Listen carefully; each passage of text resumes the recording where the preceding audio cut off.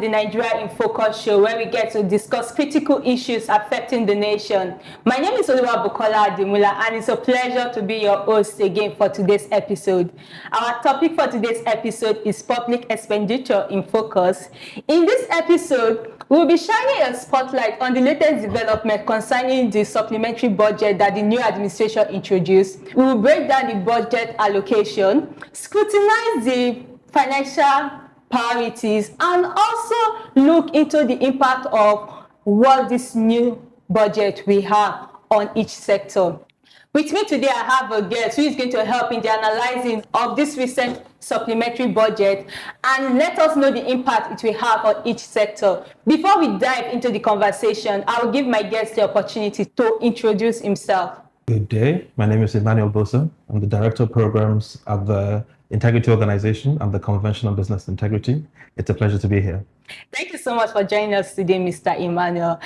Before we go straight into the supplementary budget, I just wanted to take us on a journey of the trend of public expenditure in Nigeria and how it has evolved over time. Absolutely. So public expenditure in Nigeria, obviously, over the last couple of years, looks at particular areas. So you look at agriculture, you look at the economy, so economic investments. You look at general public services, which is how you run government, whether it's a legislature or executive. And of course, you look at other key priority sectors like education, health, and so on. So Nigeria's national budget tends to be broken in different percentages around the key areas of what we call, I guess, national important things that a country wants to spend on to be able to sustain and provide social service and social support. So the budget tends to be broken down in that regard.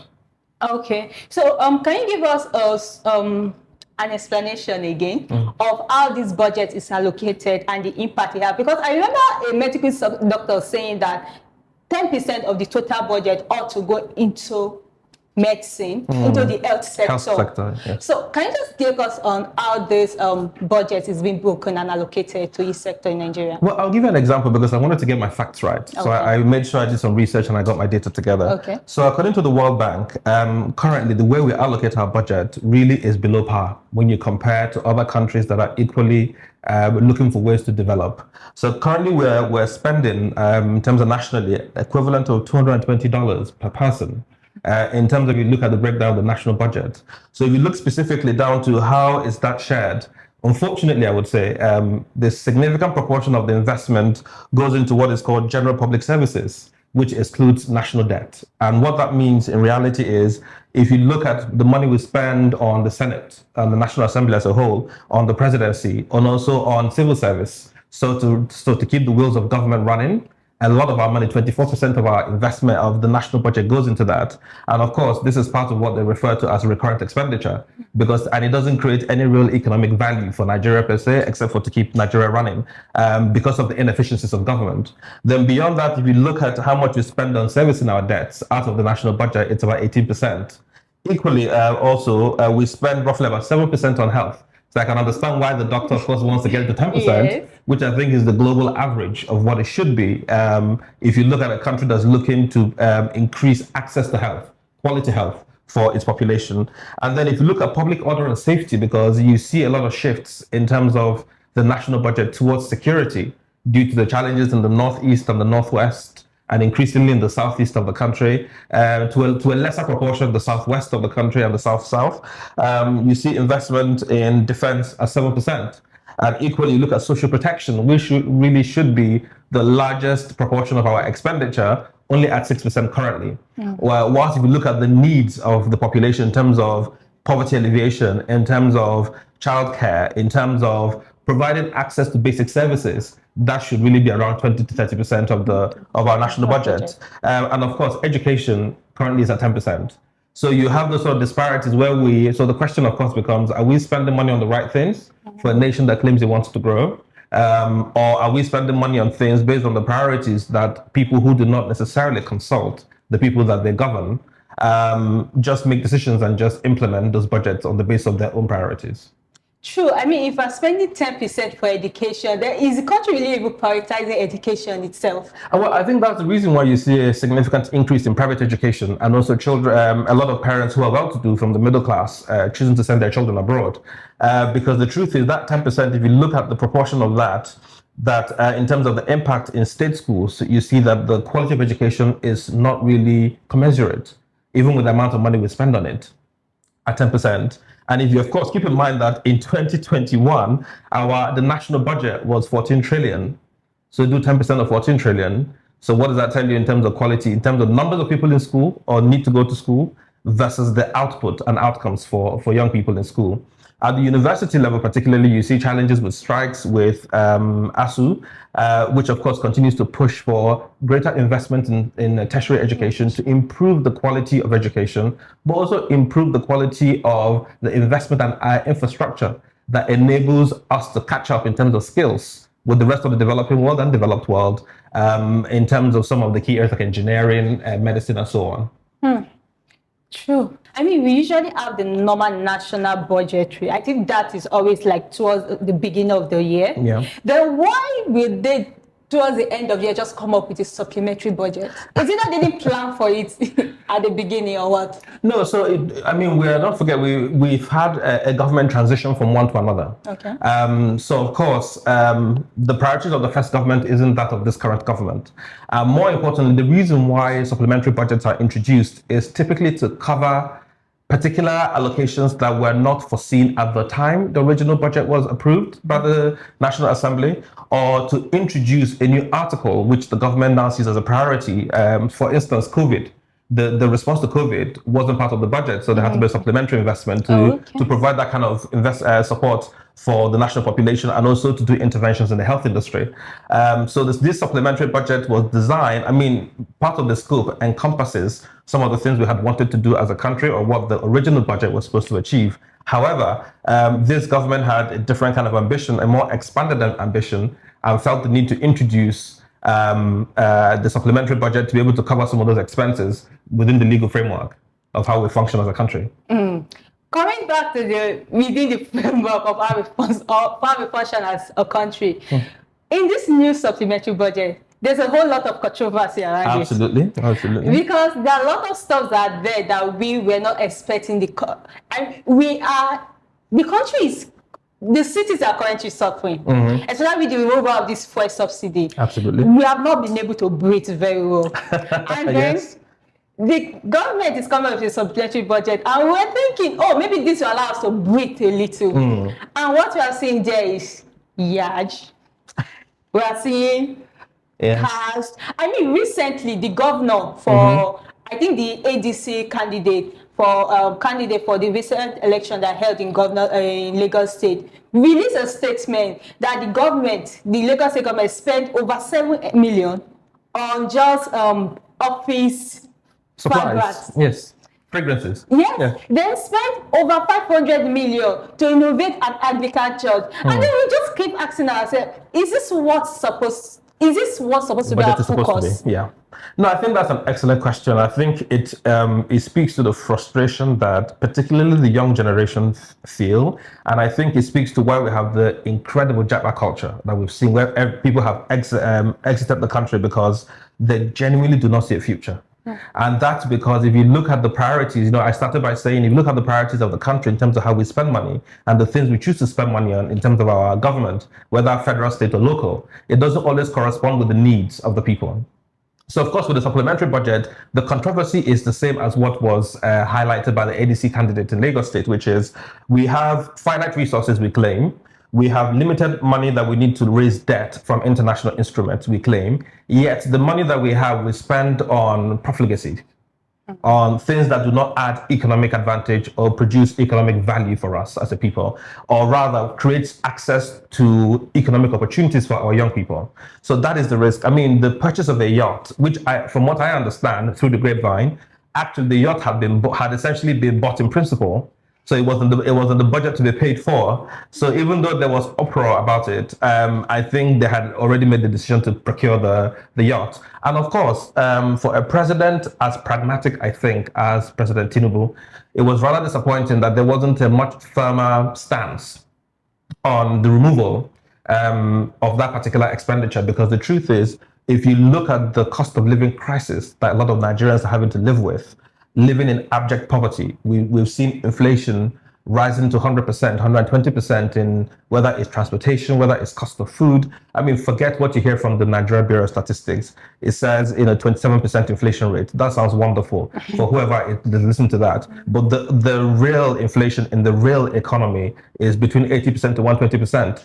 So when you juxtapose that against buying of yacht by the executive that's supposed to demonstrate a degree of care for its people, it's incredibly saddening, of course. And I think that, like I said, it creates that frustration. But we as a people must do more. It's not enough to go on social media and complain. You must take action. And that action requires, of course, you to be very well informed first, understand the facts, do not verify your source, verify your information from more than one source to make sure you have your facts right. And then take action, take cogent action, which is either you protest or either you get involved in some sort of social movement that enables you to hold your public officials to account to make sure that these sort of things do not happen. Because that's why they do it all the time, of course, because there is no accountability. But Mr. Emmanuel, you know that we live in a country where protest is kind of like forbidden and seen as a crime. Well, I don't know if it's seen as a crime per se, because the Constitution does enshrine particular human rights, and one of those fundamental rights is the right to protest. The problem is that we live in a state where we do not have accountability of the police, where the police takes steps or takes actions that are contrary to our legal protections as citizens of this country. So that and I think if you find within the legal space particularly, there are some lawyers who've taken the brave choice to hold certain public offices, officials or institutions to account. So yes, we do have the right to protest. I understand, of course, we'll be referring to the Lekki incident, and of course the collective trauma that created for young people in Nigeria in terms of the right to protest or even the right to speak out publicly. But it's, no right is ever given. It's hard won. So it's something that we must stay circumspect about, and we must be very, very deliberate about pursuing those sort of rights so that we don't lose them. Okay, thank you so much. I mean, we'll get there, right?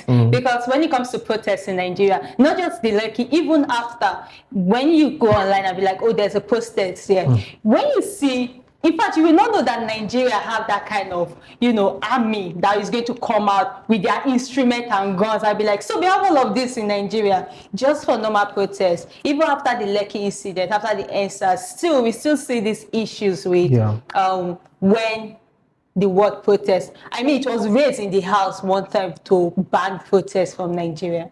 Yes, and I think that, unfortunately, we do not have a legislature or that completely reflects, or even the executive that completely reflects the will of the people or the aspirations of the people. Because unfortunately, I mean, look at it from a social lens. We live in a society where you're told what to do. You don't get to think for yourself. And yet we continue to compare ourselves to countries like the US, where there's a degree of agency for people young and old to be able to determine who rules them.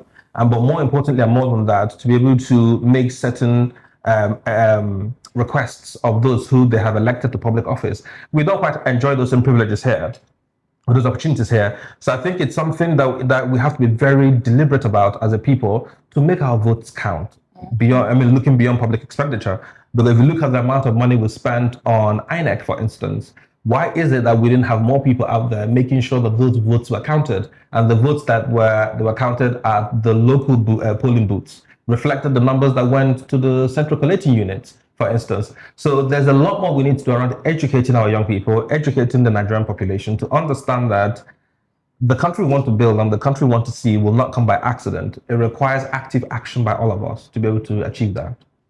Require active actions, collective actions. Collective action, absolutely. True. Thank you so much for that. I'm back again to the supplementary budget. Normally, from your angle, what is the impact that the supplementary budget ought to have? I mean, you said that because of the new administration. Looking at it from the lens, from your angle, what do you think normally, in quotes, the supplementary budget have to have on our GDP, on our unemployment, and other sector in this country? Well, the truth is that the supplementary budget is supposed to have the same effect as the approved budget by the National Assembly in the first instance, to be honest with you. So those budgets should be specifically geared. It should have a purpose. Every budget should have a purpose. Just like how you have your household budget, where you say, I'm earning 100,000, I'm going to allocate 20,000 to personal well-being. So that's the purpose for it, so that you can be able to live a dignified, healthy life, right? So Nigeria as a country needs to, whether it's supplementary or main budget, needs to have a direction for its budget. So whether supplementary, it should look at how do we expand the gains in health? How do we make further investments in terms of education, which require immediate response and was not anticipated maybe at the start of the year? Our budgets need to make sure that it focuses on creating economic value. I can never say that enough of that, because unfortunately what we do now is we spend money, but that money we spend doesn't really kickstart the economic levers of the national economy to enable us to be able to generate more money, whether through taxation, through through employment generation, whatever the case may be, to enable us to be able to recycle that money and create more money from it by virtue of economic activity happening. And then government can be able to have enough receivables to be able to continue to expand its investment in key areas of the national economy. So that's the problem. And this supplementary budget, did talk about a focus on defense and security, a focus on health, a focus on expanding social protections for people. But the reality, of course, is that all of that was sanded out by the money spent on the yacht and the money spent on providing vehicles for members of the executive and the First Lady's entourage. So these are the sorts of, unfortunately, there are other elements that the budget covered, but was unfortunately left out. Of course, to be left out, because Nigerians are just focused on, why will you take our money and think that it's car and yacht that is the next thing for you to do? Absolutely. And of course, like I said earlier, if you, in the current context of a cost of living crisis, it is really incredibly insensitive for the elite that rule this country, because I don't see them, they don't govern, they rule. The elite that rule this country essentially have made a choice to enrich themselves some more, rather than focus on providing social protections that people need. If you look at the amount of money we spent on that yacht, we have to ask ourselves the question: how much of that money have we spent on building just one hospital in this country? Which hospital is valued at 100 billion, 50 billion, 40 billion?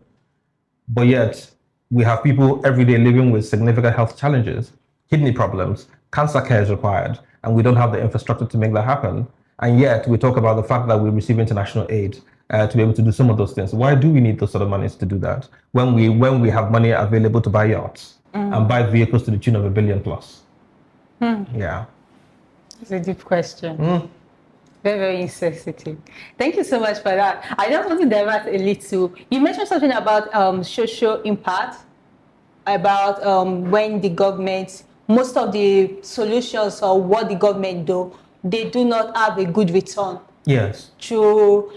I just want to dive into that just a little bit, because I noticed that a lot of intervention that the government is making is just a whole lot of let us give them 5K to solve poverty rate. I think that is why the last administration feel as if it solved unemployment. Yeah, they think they solved unemployment and poverty rate because you were able to give them 5,000, 10,000. I don't even know how they would call that an incentive.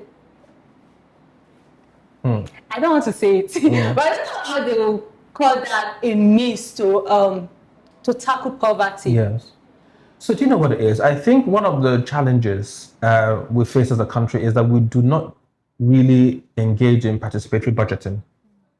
Participatory budgeting requires that you consult those whom you want to provide support to understand exactly the needs that they have. And by that, make sure that whatever investments in terms of budgetary investments you want to make directly correlate with their needs and provide a long-term, hopefully sustainable solution to those needs. So right now, our approach to participatory budgeting is essentially for the National Assembly to call media people together and heads of agencies together and do a talk shop for half a day for each institution per sector. And when they're done, they say, okay, we're done participatory budgeting. That is not what we're talking about here. This is the responsibility of state and local governments to make sure that they collate information that is relevant to the unique contextual needs of those local environments, and then take it to the center for where the center can intervene, which is the central government, the federal government, but equally cascade some of that information to the state government equally, so the state government can also do its own part. What we have now is a budget, and that's why I call it insensitive, and it is, of course, it is a strong word, is a budget where we do block envelope allocations. And the problem with that is that it doesn't enable those who have to implement that envelope to really think very diversely of how do you tackle the specific needs of people. And you mustn't tackle everything at once. I mean, let's talk about unemployment. In the UK, for instance, the way they tackle unemployment through the job center is first, they establish the job center, which means if you're unemployed, you have a place where you go to where there's some degree of guarantee that you can be able to search for work where employers have gone through that intermediary to reach you. Presuming you have the skills. And if you do not have the skills, it's a center from where you equally receive training to upskill you, to get you ready for the world of work based on the needs that they have identified through the employers in their network that they need people to work in that particular field.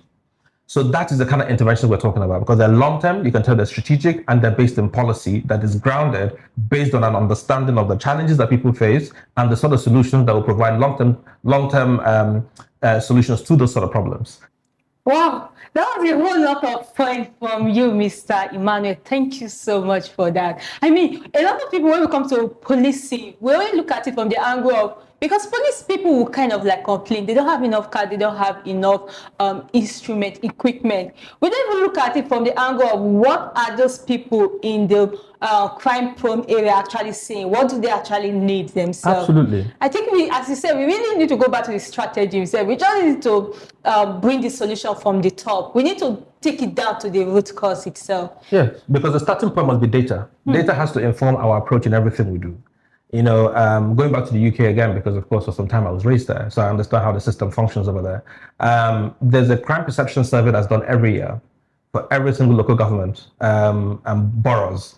And the point of the crime perception surveys isn't that the police isn't aware there's a problem, or that local administrations that aren't aware there are problems and what the nature of those problems are. But the data is to look at the perception of the trajectory of how crime shifts and the new colors that those crimes take. And then how do you evolve your response to those? Because for instance, we talk about, I mean, we have kidnapping in this country, we have fraud, electronic fraud or any other sort of fraud. We have so many other types of problems we face, but have our approach evolved?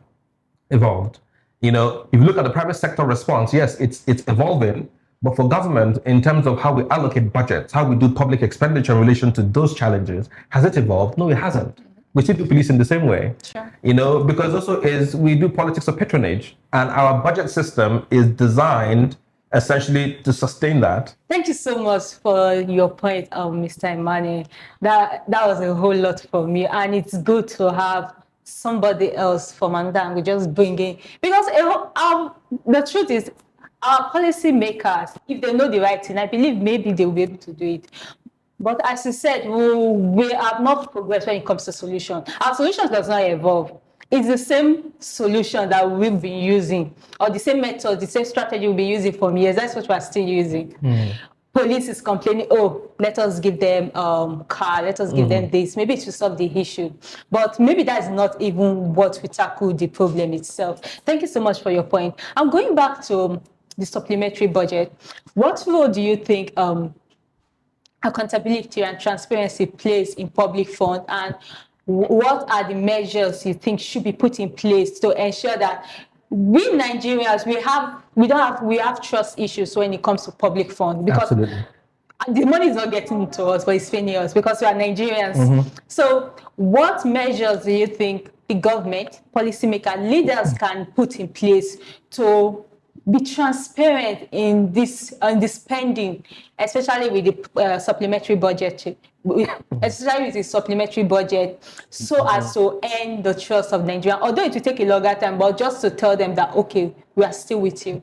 Well, let's start from this certain point. A friend of mine, or somebody who's not a friend of mine I met recently, made the comment that the biggest challenge and the reason why the FCT administration's drive for tax will fail, and the reason why the Tinubu administration's ongoing tax reform will likely take a long time to achieve and may require a bit of bulldozing to be able to get it to work at some point, like Lagos State did, is the trust deficit in terms of public trust in the utilization of the generated monies to do the things we're supposed to do it with.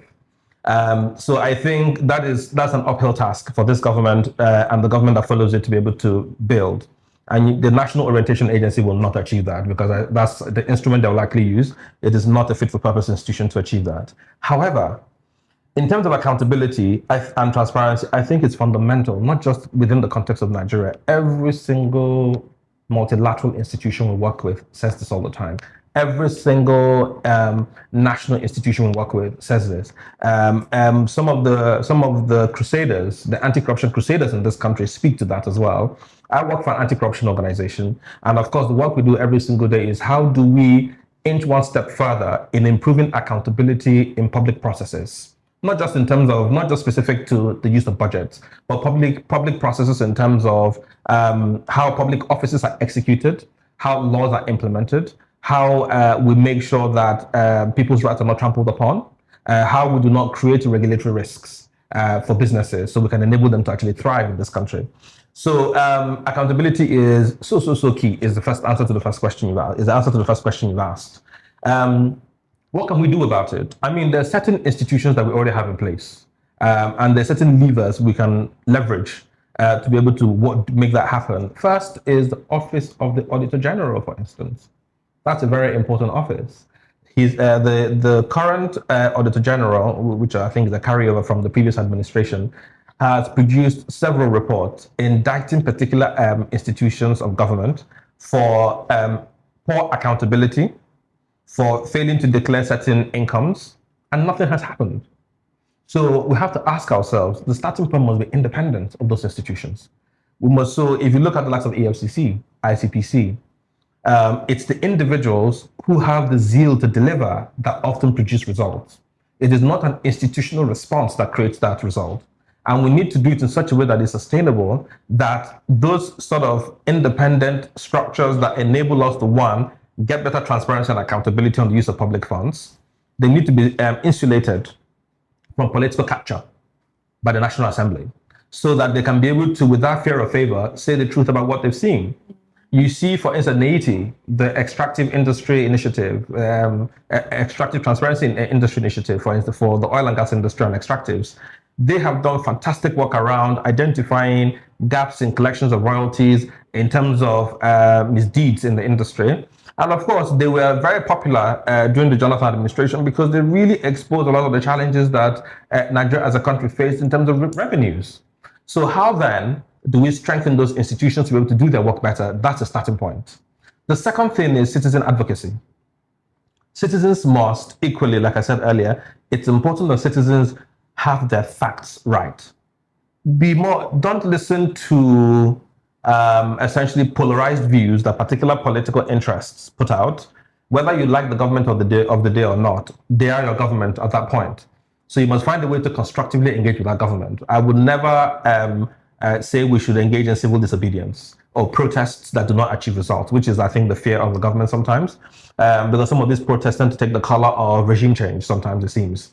And we need to be very careful of that. So we need to see government as a partner in progress. And that's how the organization I work for, we see government as partners, not engage in an adversarial war with the government to prove that government is corrupt. No, that doesn't help because government also is fighting certain structural challenges that it needs to overcome to be able to deliver for the people. And there are a lot of very well-meaning people within government, within the civil service, and within public administration who want to do well, but face constraints.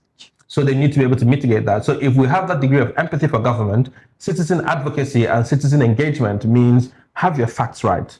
Understand exactly what your money is being used for.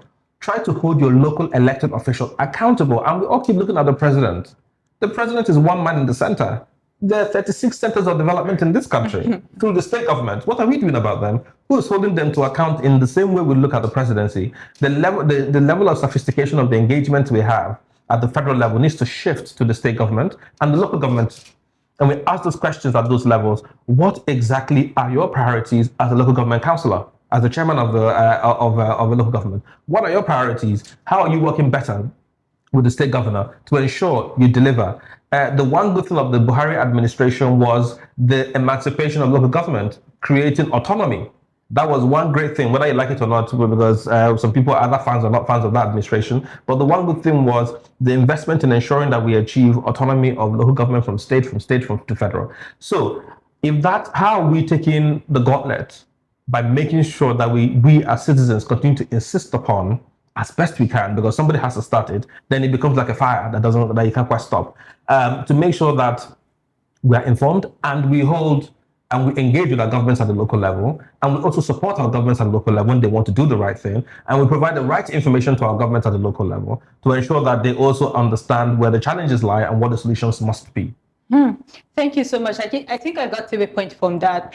First, we must be informed. We must know what the budget is actually for. Absolutely. Then we must hold our officials at the local level. We should just look at it at the federal level. I think a lot of us just look at it from the government is the one, because I mean the government is the executive and give approval for a lot of stuff. So we do not expect the government not to, in a way, do his own check from up and see maybe his subordinates are doing what they ought to do or not. I think that is why a whole lot of Nigerians just look at the government, because the president, I mean, from the top, the federal government, because if you are the president, then you should be able to do it, your own check from up to. Yes. Citizens can do, and we can do it to our own capacity. But as the government, as the president, we assume that you have a kind of power that they can easily and quickly listen to. Unlike citizens that will just talk and some of them won't even listen. No, but that is the truth. I mean, the president does have a lot of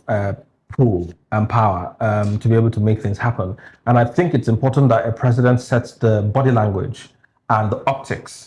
Because what happens by the president demonstrating his own priorities and his own ethical stance on particular issues is that it enables the rest of them to sort of follow, because you've set the leadership pace. And every other person wants to equally be seen, because, you know, state governors equally want to assume larger political offices. At the state level, they want to presumably come to the federal level. Yeah. So they, for those who understand what the optics of governance and politics would, I mean, look at Mabio, for instance. They know how to leverage that storm and build a very solid reputation that enables them to be able to transition to the federal level. So also, that's an opportunity that citizens can equally leverage and say, okay, we want you to be able to demonstrate whether you're the kind of person you want to take to the Senate after your 8 years as governor, that you're the kind of person that if you run for president, we're happy to campaign on your behalf. So we do not create incentives for our elected officials, because obviously the electoral process is damaged in this country. Now, it doesn't matter how much technology has been invested into it. It has not produced. Damaged, really. You know, so I personally do not believe in the electoral process, and I think there are significant challenges with the electoral process in this country. So if that is the case, we must think outside the box more innovatively. How do we create incentives for our leaders to choose to partner with us because they need us for their own success? The thinking has to shift in that direction now. But it has to be a collective shift.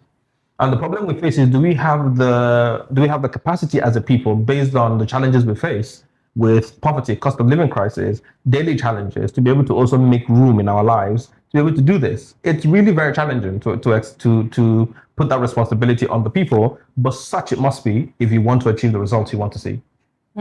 Thank you so much for that, Mr. Emmanuel. Coming back again to you. So from your angle, what do you think as initiative or project that public funds have been used for and it has improved the life of Nigerians? So this is an interesting question. I must be frank. I think because the first thing that came to mind within my time, because obviously my experience in Nigeria has been the last 10 years or so, is Shopee, for instance. Shopee wasn't even a particularly well-conceived idea. It was a knee-jerk response to essentially a mass protest against a presidency that was desperate to keep itself running. So Shopee essentially became another jamboree, as I call it, in the sense that a lot of money was put towards it that was taken away from the so-called subsidy money that later became a larger subsidy, as we found out. And it was supposed to be poverty eradication and also unemployment response for young people, and it achieved neither any of those. You know, so when I think of some of the investments perhaps that have achieved results, would be investments in tackling polio, for instance. But I don't know if that was a squarely a Nigerian investment. I think it had a lot of international investment that came into it in terms of WHO funding and also international donor funding and multilateral institutions funding that to make that happen.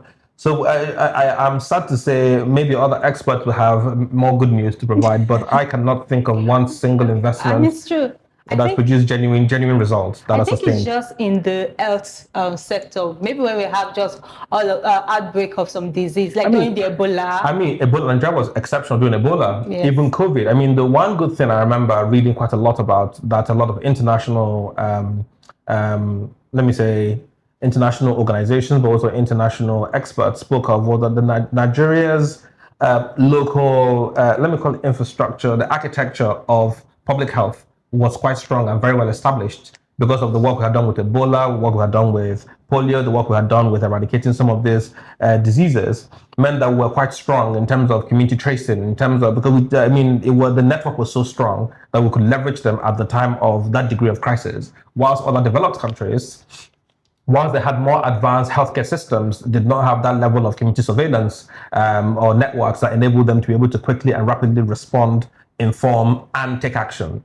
So that's one great thing. And for Nigeria, of course, it's taken Nigeria many, many years to build that up. It's not something that happened overnight. So that's one thing we can be very proud of as a country. But in terms of budgetary investment, in terms of national development in a substantial way, I can't think of anything because, honestly speaking, it doesn't exist yet. Okay, thank you so much. Thank you so much. It's been an amazing time with you, Mr. Emmanuel. And thank you to our online viewers. Before we round up this episode, I just have one last question to my guest. Mr. Emmanuel, you've said a lot about public expenditure and you've kind of like taken us on a journey and analyzed, especially the supplementary budget. From your angle, what advice do you have to online viewers, to young Nigerians who want to engage more when it comes to public financing, when it comes to public spending, and, ensure that their voice has been heard and not that we're just ranting on social media and still nothing is being done? How do you think we can get into it? I think the social media rant is important. There's a place for it. Because the power of social media equally is to be able to garner almost like a galvanizing force of people who have similar ideas and similar concerns. Beyond that, in terms of what can young people do, I believe very strongly in the power of collective action, as we said earlier. And what that means is like minds who have like interests, just like the Not Too Young to Run campaign, if you remember that group, it was a force to be reckoned with as far as I'm concerned. It was hijacked in the end of by political forces, but it's an example of collective action where different groups come together with a unified interest and bring the diversity of the skills, because that is going to be very key. The diversity of the skills to advocate, to be able to have a consistent message, to be able to know how to engage with government constructively and usefully, and also provide a panacea, a landscape to enable government to also understand what solutions are quick wins, what solutions need to enter a strategy, and what solutions are quite frankly unworkable within the legal framework we have in this country. So young people need to find a way to cluster themselves into groups and collectives, and by that define exactly what their message is very clearly, and then try to engage with government at different levels. And it mustn't be going to engage the president. It mustn't be going to engage the National Assembly. It can be going. So if you had a problem with getting your NAFDAC approval to be able to start your own small Zobo business, it's for you to form a group and go and engage with NAFDAC and say to NAFDAC, why does it take 77 days for me to get an inspection done for goods that need to leave the country in a couple of days? So that kind of thing, then you enable and work closely with the people who are policymakers within NAFDAC to look at how do we make this legally safe for people to be able to use those food products, but at the same time cut down on the red tape that creates risks for businesses to be able to enable things to happen. So that's one example. If you look at your public health challenges at the local level, how do you engage with your state commissioner of health and say, in this area, this is who we are? And it happens, of course, in pockets already. Let's not pretend it's not happening. It is happening in Nigeria, in different communities. You engage with commissioner. Commissioner, you need to respond to this challenge of this particular health clinic for a people of 20,000 who have only access to one health clinic and only one nurse. We need to increase that. What do we need to do? Do you want us to co-advocate with you to the state governor to be able to increase the investment in that? Is it that we need to work with the local state school, secondary university there, to be able to have more nurses, people trained in nursing from the community? Do we need to train more community health attendants? Do we need to invite NGOs to work with us to be able to have community health workers who can be able to provide ongoing support? There's so many ways it can be done, but it all starts with partnerships, and it all starts from a position of not antagonizing government, but understanding the need and the empathy that you have to work with your government to achieve the results you want. Thank you so much for that. I mean, it's important for us to understand the fact that we shouldn't see the government as our enemy. They're not our enemy. I mean, they are there for us. Absolutely. So we should work with them. We should partner with them, collaborate with them, and bring this collective change that we all want. Thank you so much for staying with us up to now. It's been an amazing time on another episode of the Nigeria in Focus show. And to my guests, thank you so much, Mr. Emmanuel, for joining us on this episode. Thank you. I hope you're enjoying this particular discussion just as I did. We have officially come to the end of this episode. Until next time, have a wonderful day.